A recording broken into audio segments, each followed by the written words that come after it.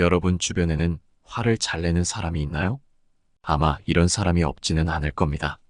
지금 당장 없더라도 누구나 한 번쯤은 겪었을 수밖에 없죠.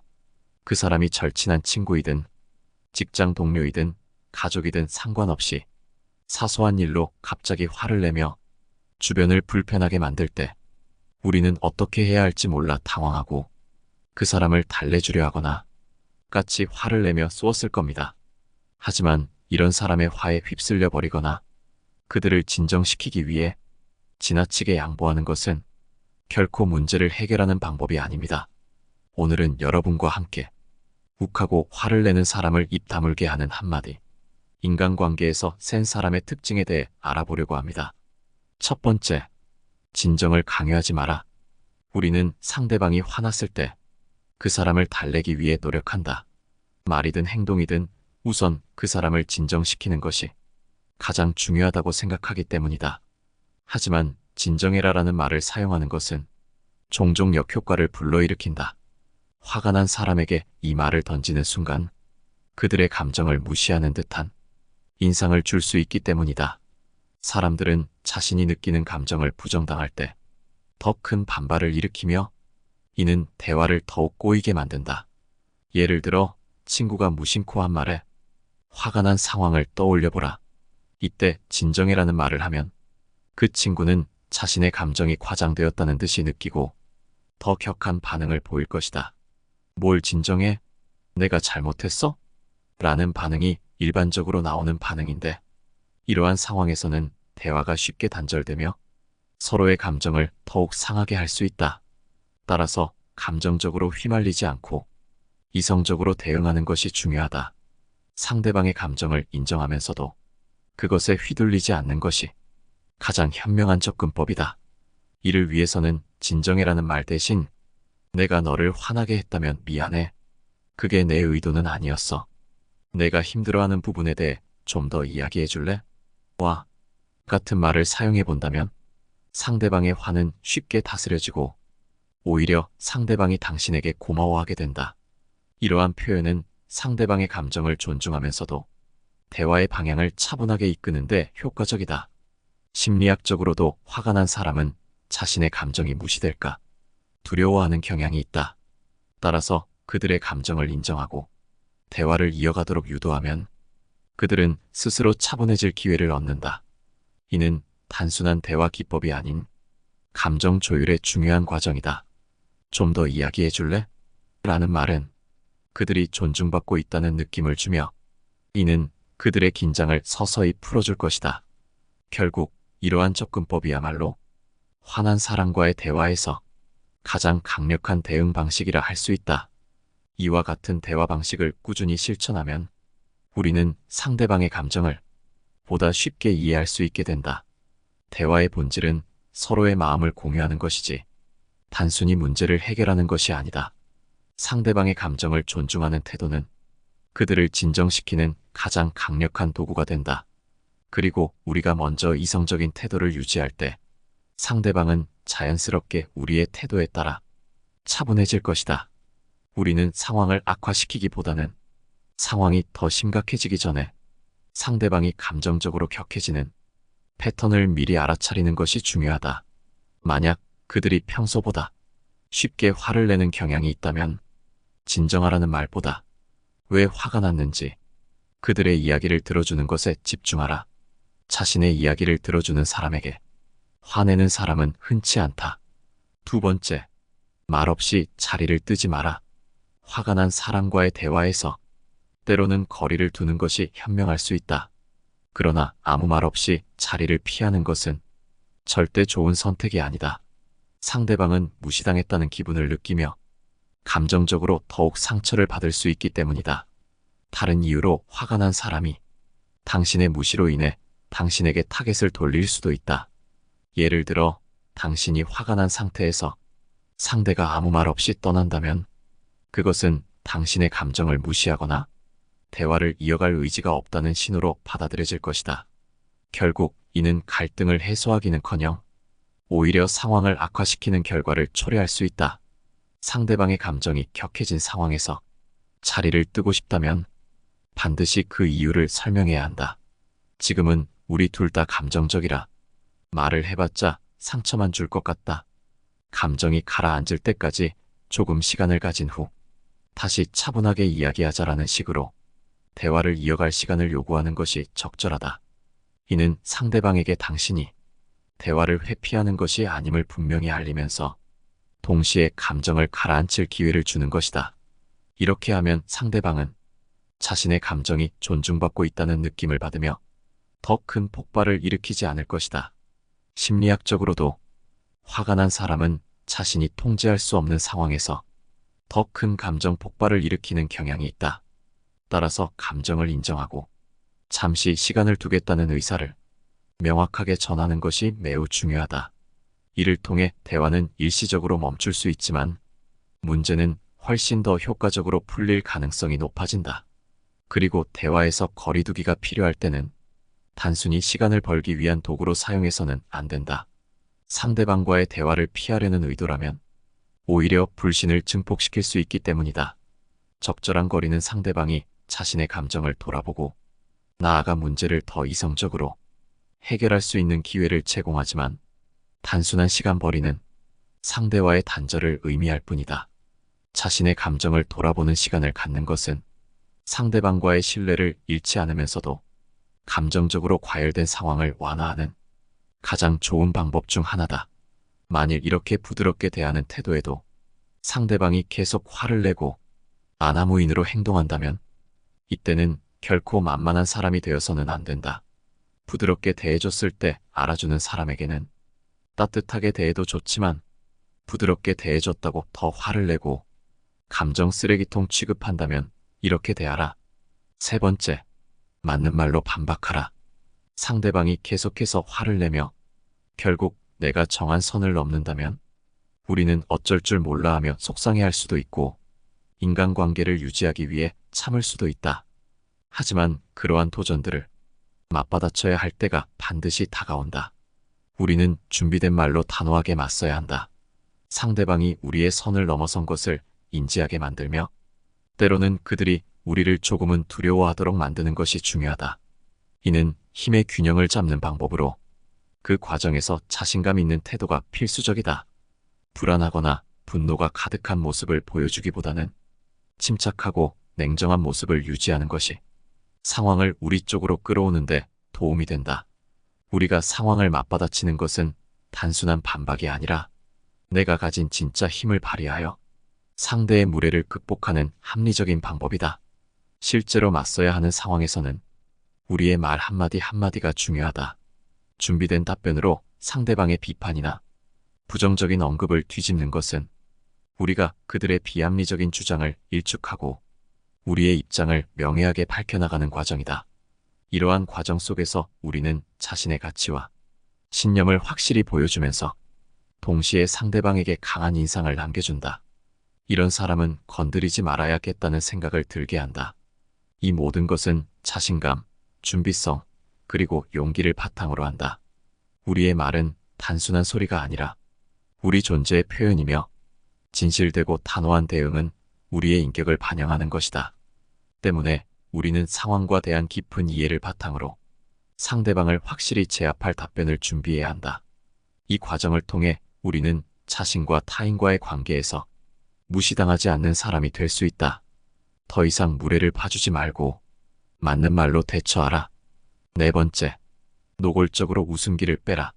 노골적으로 웃음기를 뺀 표정은 일상에서 우리가 마주치는 수많은 얼굴 가운데 가장 강한 인상을 남긴다. 직장과 같은 곳에서 선량한 척 또는 예의 바른 척 연기하지만 쓴소리를 입가에 머금는 이들이 많은 가운데 고의로 웃음을 거두어들임으로써 우리는 평소와는 전혀 다른 자아를 드러낼 수 있다. 이러한 행위는 주변 분위기를 일시에 냉랭하게 할 수 있으며 때로는 말다툼으로까지 이어질 수 있는 위험을 내포하고 있다. 그러나 거기에 끌려들어 싸움이 벌어진다 해도 아무 문제될 것은 없다. 대개 둘만의 공간에서 실제로 다투는 일은 드물기 때문이다. 이처럼 표정에서 웃음기를 지워버리는 행위는 강력한 메시지를 전달할 수 있다. 상대방이 어떤 말을 하든지 우리의 반응은 그들의 기대와는 달리 차갑게 돌아올 수 있다. 이는 상대방에게 우리가 그들의 무례를 더는 가볍게 여기지 않으며 지금 이 순간 그들의 태도나 발언에 동의하지 않음을 명확히 나타낼 수 있다. 그 얼핏 보기에 비정한 듯한 표정 뒤에는 심오한 뜻이 숨겨져 있으며 상대방을 위축되게 만드는 효과가 있다. 불필요한 다툼을 피하고자 할 때 이러한 접근법은 어떤 상황에서도 원칙을 지키면서 상대방에게 우리의 불만이나 거부감을 표현할 수 있는 방법이 될 수 있다. 무엇보다 상대방에게 당황스러움을 주면서도 스스로는 차분함을 유지하는 것이 중요하다. 이는 상황을 주도적으로 통제하고 함부로 발언할 수 없게 만든다. 웃음기를 지우는 단순한 행동 하나가 상대방에게 무언의 압력으로 작용하며 그로 인해 우리는 어떤 상황에서도 당당히 맞설 수 있는 힘을 얻는다. 결국 이는 우리 자신의 기준과 원칙을 단단히 지키면서도 내부적으로는 유연함을 갖추는 데 도움이 된다. 5번째, 의도적으로 몇 초간 침묵하라. 상대방이 선을 넘어온다면 굳이 반응하지 말고 잠깐 침묵하라. 갑자기 말이 없어지게 된다면 어떨까? 상대방은 무언가 잘못됐구나 라고 느낄 것이다. 의도적인 침묵은 단순히 말이 없는 상태를 넘어서 의사소통의 한 방식으로서 깊은 의미를 지닐 수 있다. 때로는 상대방의 말에 대해 즉각적으로 반응하지 않음으로써 그 침묵 자체가 대화 내에서 특별한 힘을 발휘한다. 이러한 침묵의 순간은 상대방에게 우리가 그들의 말을 단순히 듣고 있지 않을 뿐만 아니라 심도 깊게 고민하고 있음을 암시한다. 이때 상처를 준 이의 눈을 직시하며 2초에서 3초 사이의 침묵을 유지한 뒤 살짝 웃음을 지어 보이는 것은 그 자체로도 강력한 의사소통 방식이 될 수 있다. 그 후 다른 사람을 바라보며 전혀 다른 화제로 대화를 전환함으로써 우리는 그 상황을 우아하게 지배하게 된다. 이 같은 침묵을 통한 반응은 상대방을 놀라게 만들며 그들로 하여금 그들의 말이나 행동에 대해 다시 한번 생각해보게 만든다. 주변 사람들 또한 이러한 기류를 감지하게 되고 그 결과 상황이 긍정적으로 변화하는 경우도 있다. 상대방은 이를 통해 우리가 더 이상 그들과의 대화를 원치 않음을 알게 되며 이는 종종 그들로 하여금 우리에 대한 태도를 제고하게 만든다.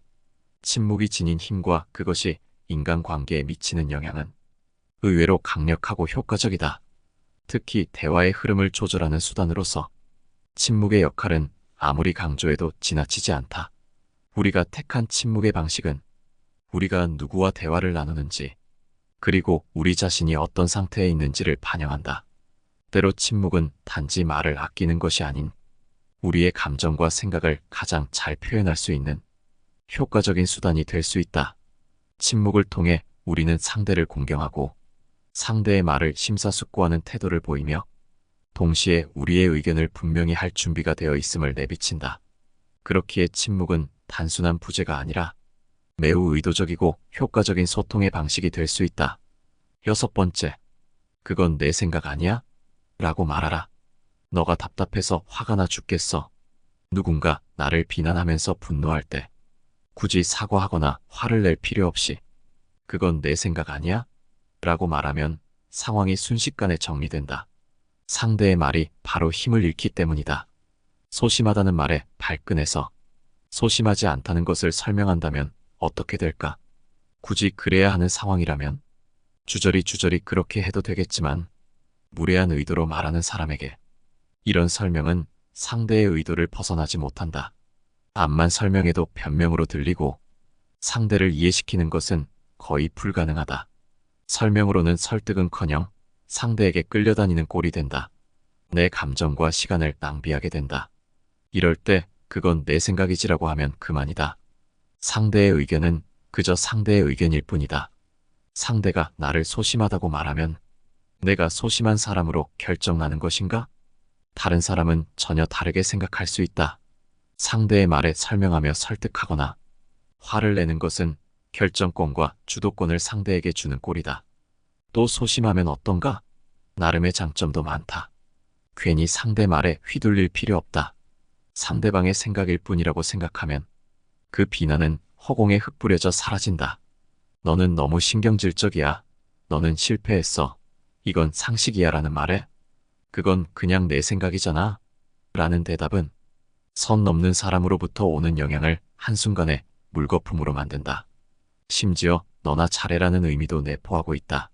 자기 의견을 밀어붙이려는 사람에게 자신을 이해시키려고 애쓰고 부인하느라 귀찮고 번거로움을 느꼈다면 이렇게 말하는 것만으로도 상대의 공격력을 무력화하고 상대를 제압하는 효과가 있을 것이다. 타인의 시선으로부터 자유로워지고 자신감을 높이는 효과도 있다. 자신을 방어하고자 하는 본능적인 반응은 인간의 자연스러운 성격인 것이다. 그러나 모든 비난에 일일이 대응하고 설명하려 들면 결국 자신을 더 깊은 혼란 속으로 빠뜨릴 뿐이다. 우리의 에너지를 소모시키고 타인의 의견에 휘둘리는 결과를 초래할 뿐이다. 이럴 때 그건 내 생각일 뿐이야 라는 말은 단순하면서도 강력한 방패가 된다. 이 말은 상대의 의견이 절대적이지 않음을 상기시키고 자신의 가치를 다시 한번 확인하게 한다. 이로 인해 우리는 상대의 부정적인 말에 휘둘리지 않고 자신의 길을 당당히 걸어갈 수 있다. 타인의 의견은 그저 타인의 의견일 뿐 우리의 삶을 결정짓는 기준이 될 수 없다. 이러한 태도는 우리의 자존감을 지키고 스스로를 더욱 강하게 만드는 밑거름이 된다. 7번째, 무슨 뜻이냐고 물어봐라. 누군가 나에게 일방적으로 화를 내며 모욕적이거나 빈정거리는 말을 했다면 그게 무슨 뜻이냐고 물어봐라. 그게 무슨 뜻이냐? 라고 묻는 행위는 단순한 질문 이상의 깊은 의미를 내포하고 있다. 이는 상대방에게 강력한 반격을 가하는 수단이 되며 이를 통해 상대가 그렇게 말한 의도가 무엇인지 명확히 드러나기에 효과적이다. 오해로 인한 불필요한 분노를 피하고자 할 때 이렇게 물어보는 것은 매우 적절한 대응이 된다. 상대가 만약 비웃음을 담은 발언을 했다 할지라도 그 발언이 단지 농담이었다고 순진하게 대처한다면 이 또한 나쁘지 않다. 이는 상대방의 의도를 파악하고 자신의 존엄을 지키며 동시에 상대방에게 체면을 유지할 기회를 준다. 상대방의 무례함에 대한 안갚음으로써 그들의 비아냥거림이나 아첨 뒤에 교활하게 숨겨진 의도를 드러내는 것이다. 말을 함부로 하는 사람들에게 즉각적으로 설명을 요구하게 되면 그 순간부터 그 부담은 상대방에게 넘어가게 된다. 이것은 상대방에게 함부로 대할 수 없는 사람을 잘못 건드린 것 같다는 공포감을 준다. 사람들과의 교류에 있어서 우리는 종종 자신의 의견이나 행동이 다른 이에게 어떠한 영향을 미칠지 깊이 고민하지 않는다. 비판이나 빈정거림을 가볍게 여기는 이들은 자신의 말 한마디가 타인의 심리에 어떠한 상처를 줄 수 있는지 고려하지 않는다. 이러한 상황에서 그게 무슨 뜻이냐? 라고 묻는 것은 상대방의 의도를 명확히 하고 그들의 무례함을 다시금 직면하게 하는 동시에 자신의 내면적 강인함을 드러내는 효과적인 방법이다.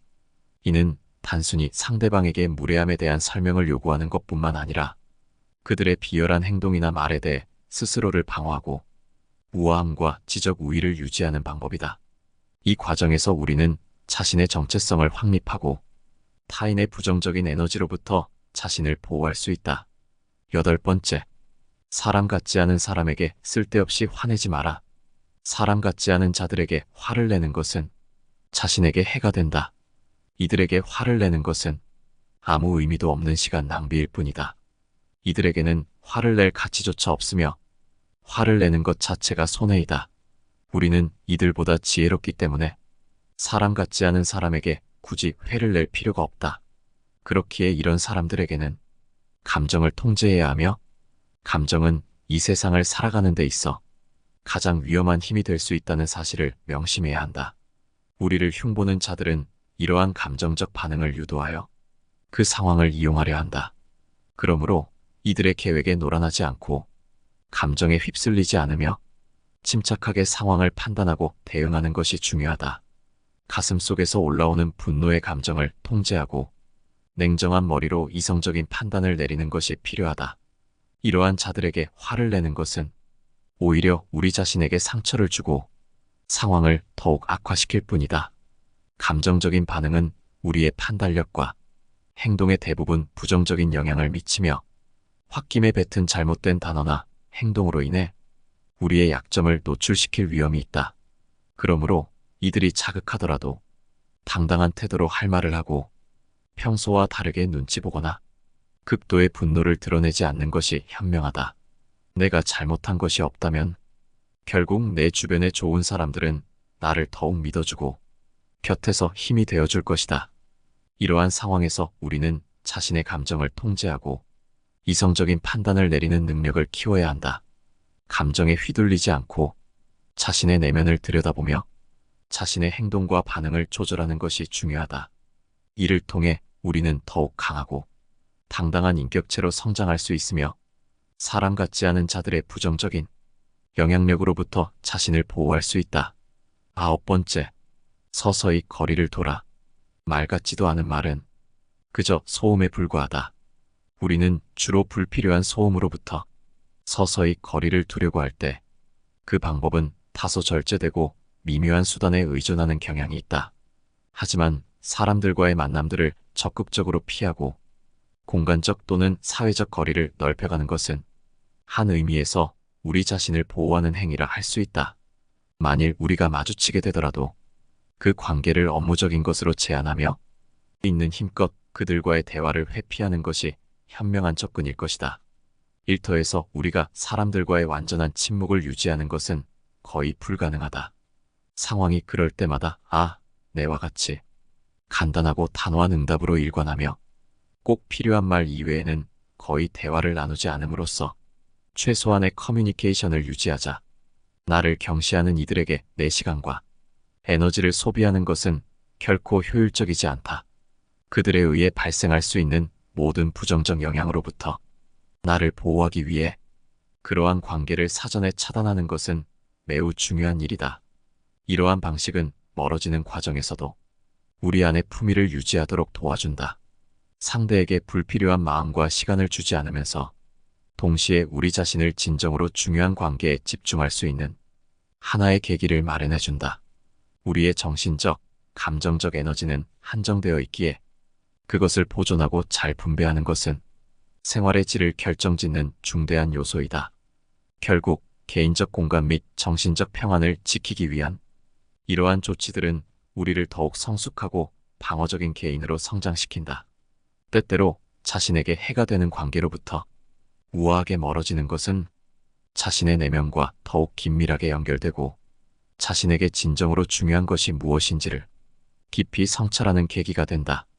우리가 이러한 신중한 접근을 통해 형성하는 거리는 결코 고립이 아니라 오히려 자기 성장과 평화로 가는 길을 위한 필수적인 단계가 될 것이다. 이 내밀한 과정을 통해 우리는 자신과 타인을 더 깊이 이해할 수 있으며 결국 그것은 우리가 삶에서 진정 가치 있는 관계를 더 잘 파악하고 소중하게 여기는 데 도움이 될 것이다. 10번째, 알아차리기 어려운 사람이 되라. 너무 조용해서 오히려 무섭다는 말이 있다.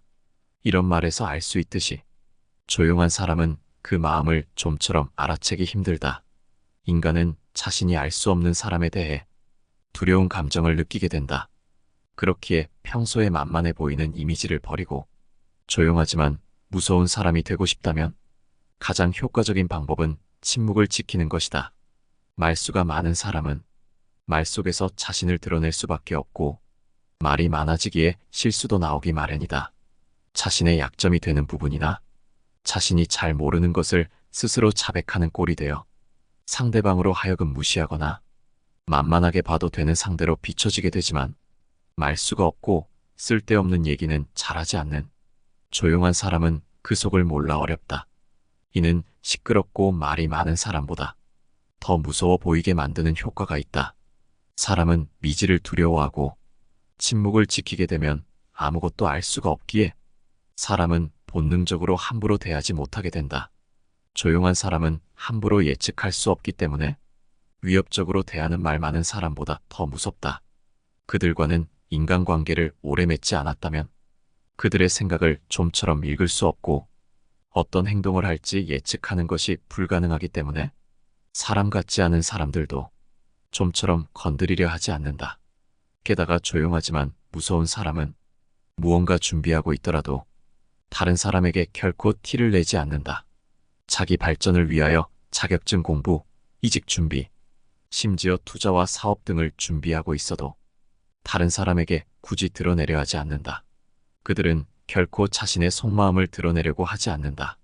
어차피 남에게 얘기해봤자 도움은커녕 방해만 되지 않아도 다행이란 사실을 알고 있고, 어차피 할 일이기에 일을 진행하고 다 마무리가 됐을 때는 주변에 자연히 알려지게 될 테니 굳이 다른 사람들에게 말하지 않는 것이다.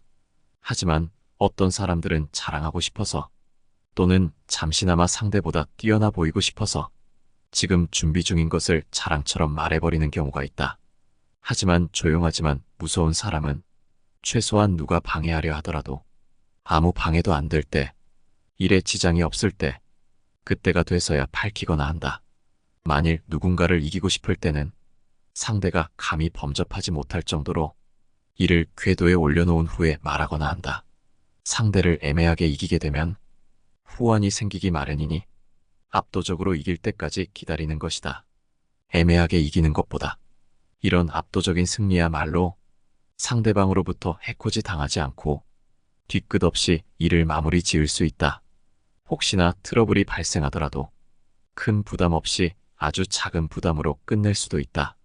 이처럼 조용하지만 무서운 사람은 내가 아무리 뛰어나고 남들에게 드러내고 싶더라도 그 시기가 무르익을 때까지는 천천히 기다릴 줄 아는 인내력과 판을 읽어내는 현명함을 가지고 있다.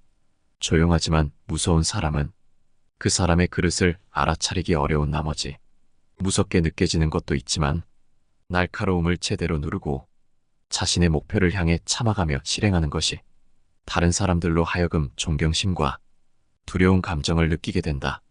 그렇기에 이런 사람이 있다면 함부로 적으로 돌리지 말아야 하며, 이런 사람처럼 되고 싶다면 먼저 함부로 떠들지 말고 침묵하라.